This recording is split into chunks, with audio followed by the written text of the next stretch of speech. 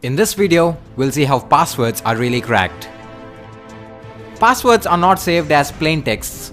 Any website of this age on the internet uses a hashing algorithm to encrypt and manage passwords.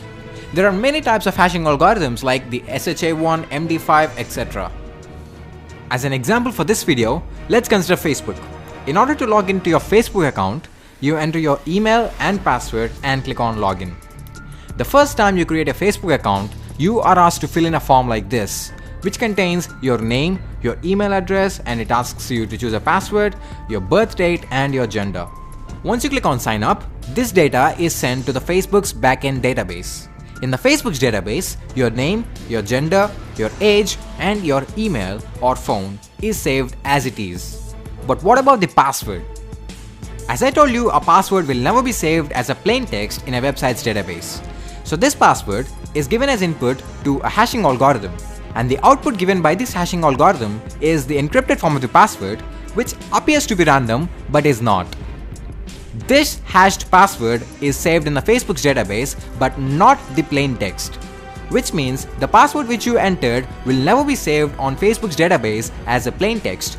Instead, only its encrypted, or in other words, the hashed password is saved in the Facebook's database. Now suppose Facebook had a data breach, and hackers managed to gain access to Facebook's user info, which included their name, age, gender, email, and password.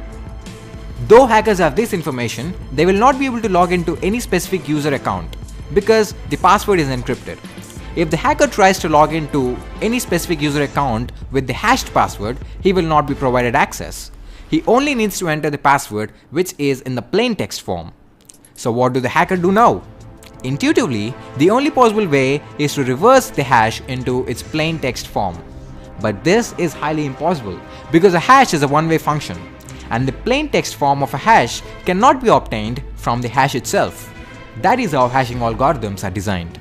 So what now? This is when the strength of the password comes into the play. If you are using a common password like test123456, which I used earlier to sign up for Facebook, then the hacker will easily able to know the plain text form of your password from the hash string. There is something known as rainbow tables. These rainbow tables contain the password hashes of numerous commonly used passwords along with their plain text forms. So the hacker will be able to do a simple search with the password hash that he has, and if the password hash exists in the rainbow table, that means that the password is successfully cracked and we now have the password in a plain text form. Remember that rainbow tables contain the password hashes of only the passwords which are commonly used. As a reference, you can try it yourself at crackstation.net. But what if the password is not a commonly used password? In that case, rainbow tables are of no use.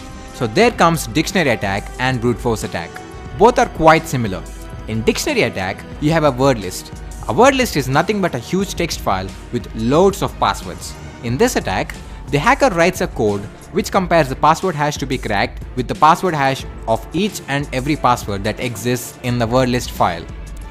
If any hashes match, then it means that the cracking is successful and we now have the plain text of the hashed password.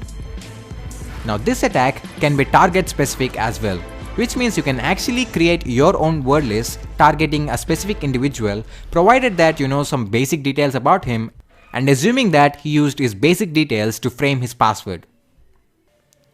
This attack can be a success or a failure based on the quality of the word list that you are using. In a brute force attack, each and every combination of letters, symbols, and numbers are converted into their hash forms and are then compared with the password hash which is to be cracked. In other words, you're literally taking every possible password that can exist, convert it into its hash, and check if the hashes match. So yes, it literally takes forever to crack a strong password using this method. However, if the computer's processing speed is fast enough, then yep, simple passwords can be cracked easily by this method. A new technique called salting is introduced by security analysts to give hackers a hard time in cracking passwords. In this technique, a specific combination of characters are inserted at specific positions of the plain text password before hashing. Every company has its own salting algorithm and they don't make their salting algorithm public. For example, let's say Facebook's salting algorithm inserts the string f ampersand 2p at the beginning, after the third character and at the end of the plaintext password. After salting the password, the salted password is then hashed by a hashing algorithm. So, when a salt is used, rainbow tables are of no use, even if the password to be cracked is a weak and commonly used password, because the hash of the password without salting do not match the hash of the password which is salted. Also, brute force attack and dictionary attack are not effective to crack salted passwords, unless the hacker already knows the salting algorithm employed by a company. So that is it for this video. Thanks for watching. Leave a like if you liked this video, and also don't forget to subscribe for more awesome videos. Comment down below if you have any doubts regarding this video.